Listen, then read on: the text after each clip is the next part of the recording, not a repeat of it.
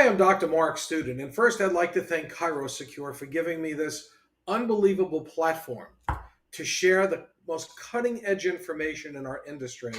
And they just do an incredible job. I'd really, really, again, like to thank them so much. So let's go to the slides and let's talk about our topic for today. Today, we're going to talk about chiropractic. It's real easy. We're going to talk about biomechanical pathology, which many of you call vertebral subluxation, and I've been writing on that lately. And I'm not going to really get into it, but it's a whole different topic. But how does biomechanical pathology work? How does the lesion work? How does the adjustment work? What are the mechanisms? And we're really going to dig into that today. We really need to get into the how. How does it work? We all know we adjust the spine. Are we turning life on? Are we breaking up pain? Are we getting muscle spasms to relax? Are we doing anything neurologically? Is there bone on nerve? All of these things have to be answered. And you need to know all of those things because of a lot of it is factual. And by the way, everything I'm sharing with you is purely based upon the evidence in the literature. I am not giving you anything that's my opinion today. I am just the storyteller. And you need to fully understand what it is that you do because some of it's incredible and some of it's pure unadulterated nonsense. So you've got to understand those things. And when we look at how it works, the chiropractic adjustment works, it's all about the afferents. Remember, there's afferent and efferent. Afferent is up, efferent is down. Excuse me. I got something stuck in my throat. Little sip of tea is gone. So we're going to be talking a whole lot about afferents, and that's critically important. And when we look at the pathway for pain generators, there are three primary areas of pain generators, and when you adjust, that needs to be affected. Number one is the facet joint or the zygapophyseal joint. Number two is the joint capsule itself, and number three are the muscle spindles. These are the three areas we need to focus on. But before we move forward there, we have to understand proprioceptors and mechanoreceptors. Proprioceptors, it's how your body senses where it is in time and space. How do I know where I am? How does my brain know where I am? Okay, so there are sensory receptors located in subcutaneous tissue, under the skin, muscle, tendon, there's proprioceptors in the bone joints, all over the place, and position the body through stimulus produced within the body, such as Golgi tendon organs, joint receptors, the vestibular system, skin. All of these are proprioceptors. And then you have mechanoreceptors. Mechanoreceptors are your raphe corpuscles, your Pacinian corpuscles. Your Pacinian are your crimp receptors, your raphe are stretch receptors, the Golgi tendon organs, and free nerve endings. This is what determines what's going outside of you. Is there thermal stimuli? Are you bending, twisting, deforming, etc.? You've got Messner's corpuscles, a whole bunch of things within the body that tell you what's going on from the outside in. So your mechanoreceptors are on the outside, your proprioceptors interpret those, and then tell the body what's going on the inside.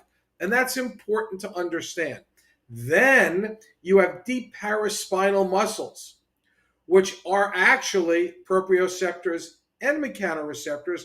But in our conversation, we're going to talk about them in terms of proprioceptors. And there's something called the piezo 2 ion channels. So what happens is when the proprioceptor information, when the mechanoreceptor information goes into the dorsal root ganglion of the cord, it shoots over to the muscle spindles. And in there's Golgi tendon organs and piezo 2 ion channels, which feed back into the lateral horn and up the spinothalamic tract to the brain, ping-pongs around to different areas, and then efferently to help your body create homeostasis and balance and biomechanical balancing. So all of these things are really, really important to understand. So what we're looking at right now, and we're going to start with facet joints. And this is an MRI in an axial or top-down view. You should be very familiar with this. If not, you're going to need to take some MRI courses. But this is your facet joint. Look at the gapping here. I colorized it for you. The left is separated versus the right, which is not. So you've got a gap right here, and you've got a problem. So what occurs is, and by the way, I am giving you in 30 minutes an overview, a snapshot of hours, weeks, months, and years worth of study. I'm going to give you a pathway to learn this better as we progress, but you need to understand the overview. And if you look, there's going to be references on all of these different slides. So what happens is when the joint goes out of position, as I shared with you here, thick, open, wide open, not gapping. So there is a meniscoid or a disc that's a spacer between the facets. When you have, and here's what it looks like under MRI, it's right here, a stained MRI, that's the meniscoid, it's a spacer. So when that spacer goes out of position, and you can see here when the joint buckles through repetitive micro traumas or a macro trauma, that meniscoid goes out of position. And when that meniscoid goes out of position, here is your bone on nerve. It's not on the nerve root, folks. That physiologically cannot happen. A bone does not sit on the nerve root, non-negotiable.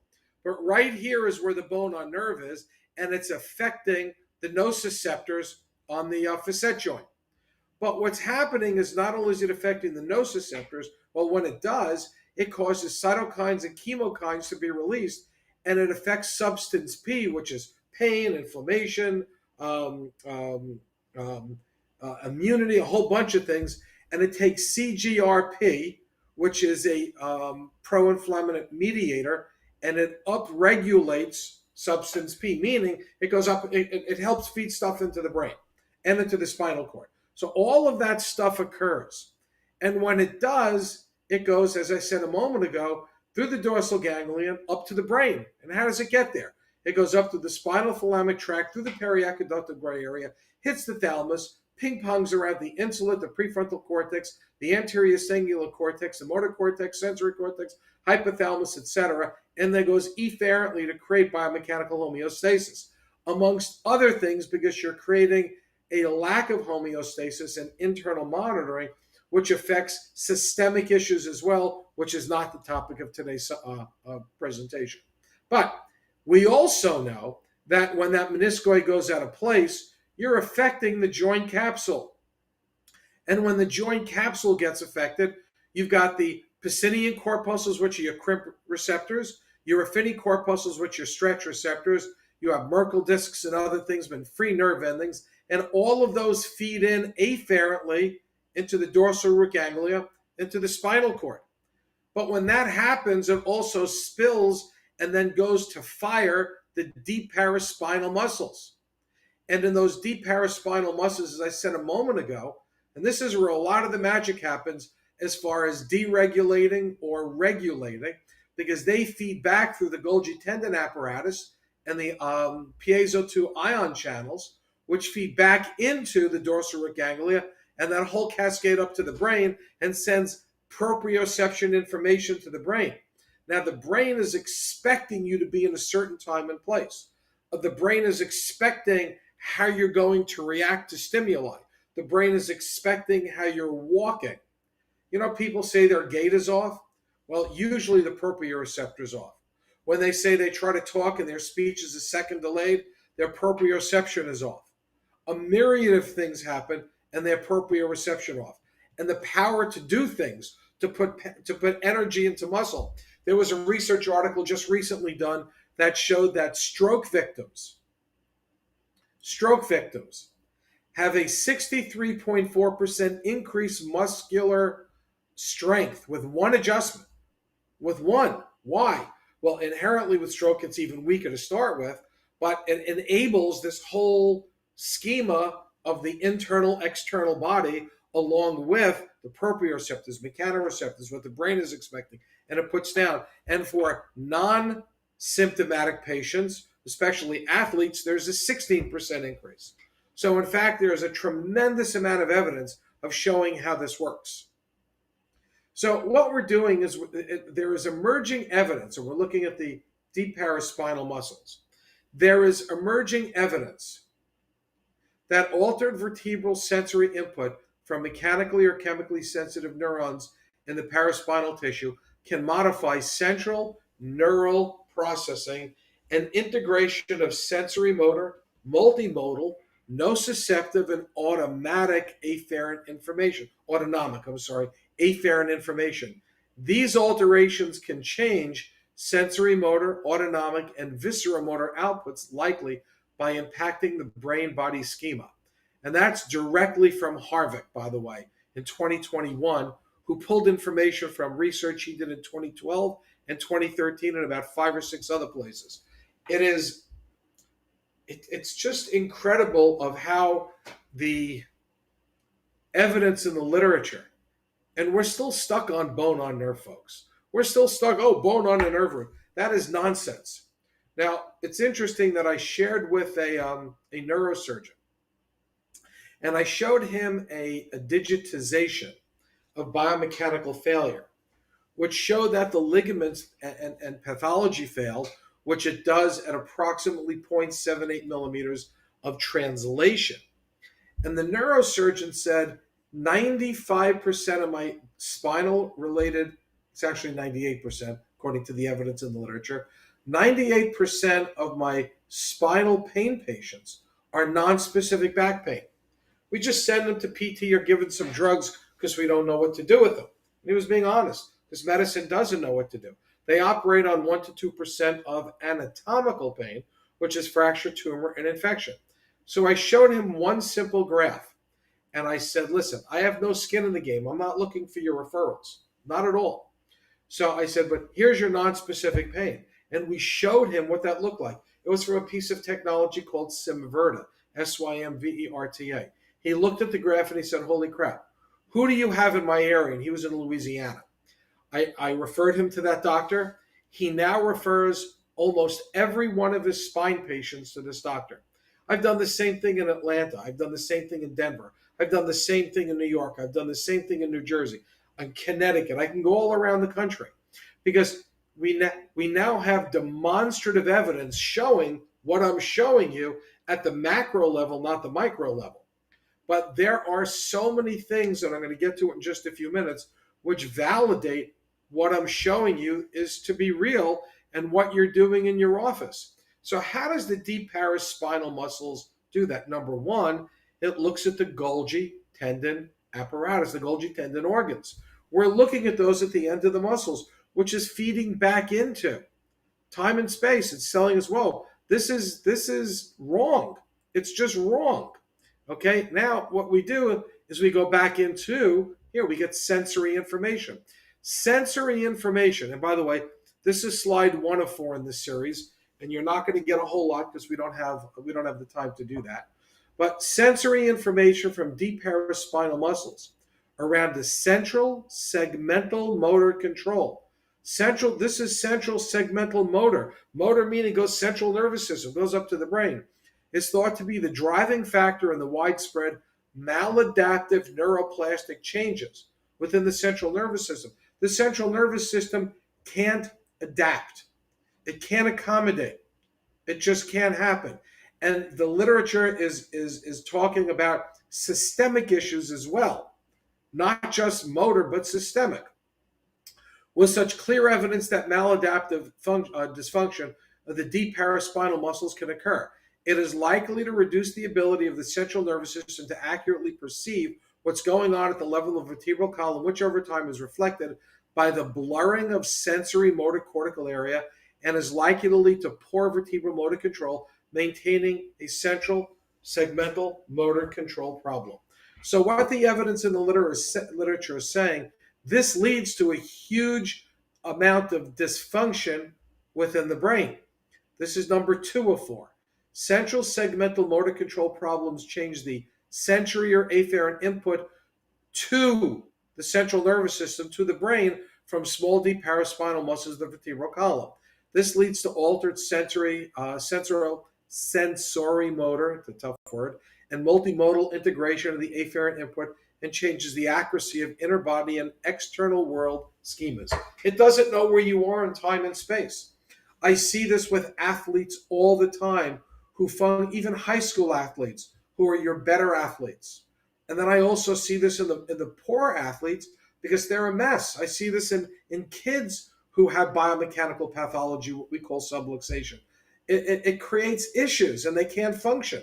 And over time, these changes in awareness of the central nervous system is what occurs inside the body, and the world around it are thought to lead to maladaptive changes in neural function, as well as maladaptive changes in body structure and function, worsening its ability to adapt and respond to internal and environmental cues, thus leading to development of less than ideal motor control, a variety of symptoms, diseases, and disorders.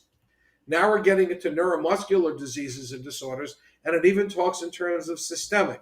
And there is clear evidence of systemic disease from all of this. I also have a direct line, by the way, from what we do in a chiropractic spinal adjustment, which I'm going to be talking about next time, the critical importance of not talking about manipulation. And it's not a physiological issue, because just a spoiler alert, a chiropractic spinal adjustment creates central segmental motor control, and a manipulation has no change on CNS. And we'll talk about that next time. But I've created a vehicle to validate in the scientific arena where a chiropractic spinal adjustment changes systemic issues. And it's just easy. But I'm still working to find the researchers to do that. And actually, I need a statistician or a research department who wants to take this on. I see nothing more important in our industry than that. Nothing. So if anyone knows anyone, feel free to chat with me. So again, we talk about at the level of the deep paraspinal muscles. You have the Golgi tendon organs and the piezo 2 ion channels. Where are they feeding? They're feeding the brain. It goes up to brain mapping, folks. The brain creates a map of surrounding localization. The sound localization map is influenced for sound, for somatosensory, vestibular, and visual auditory information, as well as proprioception and mechanoreceptive information from efferents copies from the brain itself, all of which can impact neuromuscular function, meaning that all of these things, now you've got hearing right over here, that's your somatosensory auditory, right in here. There's efferents from all around feeding into this. And then you have afferents feeding up until all of these other areas. They all interconnect. So now the brain is anticipating certain signals. And when it doesn't come, there is a disconnect and the person is confused. Several brain functions are involved in creating these maps, including brainstem, your motor stuff, insular cortex, other interoceptive centers, primary and secondary sensory cortices for exteroceptive inputs, frontal cortical areas, including the prefrontal cortex, as well as the cerebellum, vestibular cortex, autonomic ganglion, and many limbic areas. Together, everything is critical for coordination of everyday movement of all kinds, as well as a host of other functions such as homeostatic regulation of the body, how you feel emotionally, how your body functions and feels, and they even influence your motivation and behavior. When everything is out of sync, your body's not functioning. You know, in my formative years, patients would tell me, and I'm in the game, this is beginning my 43rd year in practice. Patients would come in and say, "Doc, I got adjusted. I could see clearer. I hear better. I'm happy. I feel good. I mean, everything just is better." And I said, "Wow, that's outstanding. You know, when we release energy from above down, inside out, you know what? That's all I had." But you know what the reality is? When you create central segmental motor control and you get rid of those disconnects, and what's going on inside matches what's going on the outside, you're reducing stress. You're helping homeostasis within the body. You feel better. You do good. These are the reasons why. Hey, I want to have people get rid of their back pain. But this really excites me because this answers so many questions for patients I have personally cared for my entire career. I can't begin to tell you. And I would say, you know, Mrs. Jones, the things seem brighter since you've been getting adjusted. Doc, how did you know? Do things seem clearer? Can you hear better? Is there a pep in your step? How did you know? Because everyone before you told me. I just never knew why. Now I know why. And listen, it's in the literature. I mean, the quest in my life has always been why? Why? It's in the literature. There is bone on nerve. It's not the nerve root. It's not about the nerve root with pain in your arm or your legs or your chest or your back. It's about the nerve on the bone on the nociceptors, on the facet joints, which also affects the joint capsule, which affects the Pacinian corpuscle, raphe corpuscle, Golgi tendon apparatus, Merkel disc, etc., feeding into to the dorsal ganglia, spilling over into the proprioceptors, into the deep paraspinal muscles, going back to the Golgi tendon organs and the deep paraspinal muscles and the piezo 2 ion channels up the spinal filament tract through the periaqueductal gray area, hitting the thalamus, ping-ponging around from the anterior cingulate cortex, the prefrontal cortex, motor cortex, cingulate cortex, the limbic system, etc., ping-ponging and affecting every single part of the human brain, which then efferently is going to change. The autonomics change. Everything changes. That's it, folks. That's the whole ball of wax. And that's not my opinion. I'm just the storyteller here. I've been waiting to tell this story the way I'm telling it right now for 43 years. 43 years. I've been waiting to tell this story. And I even have another tool that I'm waiting for the right researcher to come along to actually give tremendous evidence of showing how all of what I just said to you affects systemic change from a chiropractic spinal adjustment. Because I know it does. How do I know it does? Because I have thousands of patients who have written testimonials for me. And I kind of knew why, but now I have the evidence. And I need to get it into the literature. I am excited, could you tell? You've got ligamentomechanoreceptor compensation. So when you adjust the spine, the increased tone of contracting muscles, contracting opposing muscles, stiffens and stabilizes the joint, protecting the articular surface. So what it occurs is before the adjustment, when that information goes into those muscle spindles, into the deep paraspinal muscles, it pulls it over. You create antalgia. You're protecting those facet surfaces. And then when you adjust it, it gets to go away because the brain does that. It doesn't happen at the segmental level. The brain creates that to happen. So when we look, oh, by the way, here, this was slide 1 of 4. There's 3 more slides to go after this. Just don't have the time. So after we get into this, this is slide of 1 of 15, which I'm not going to get into. And I'm going to be talking about at a very significant level how to handle biomechanical homeostasis. I got to go back to the beginning when you adjust a patient. How does it happen? How does biomechanical homeostasis occur? I need to show you all of those things. How do you get plumb? What happens when it goes off? Why does it go sideways? What happens when a patient comes in antalgia? There's ways to explain all those things. And beyond that, you need to learn how to code it. So we need to get into the coding of this. I'm not Sam Collins who does this, and he's incredible, but I'll teach you how to code it. Now, you see that QR code up there? If you want hours and hours of this, plus a whole lot more, we do primary spine care programs once to twice a year. We just did one 2 weeks ago. We spend hours delving into the subject. Take your phone out, look at the QR code, and that'll tell you how to get there, or you can always reach me. So listen, folks, here's the issue. The issue is that what we do is a whole lot more. Oh, we adjust and the pain will go away. It's more than that. Don't minimize who and what you are. You're a doctor of chiropractic. And by the way, don't minimize the doctor part. It's equally as important to take height, weight, blood pressure, and pulse. It's equally important to do a thorough neurological evaluation to ensure your patient's not undergoing a current vascular incident.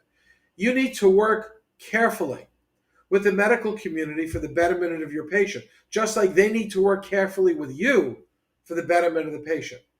You don't want them to take needless drugs and surgery, but you don't want your patient to miss urgent scenarios and they die, and you got no one left to adjust, or they get really sick and you delay necessary care. We're part of a community and a team. We are underutilized. We are grossly underutilized. But you know whose fault that is? Yours and mine. Because we're not out there educating our referral sources. Not one chiropractor in the nation should ever worry about a new case. I don't care if it's personal injury, pediatrics, sports, or Mrs. Jones who's 89 years old bent over. We're underutilized, and that's our fault for not having the credentials. You need advanced credentials. You want to talk about this? Go get credentials in spinal biomechanical engineering.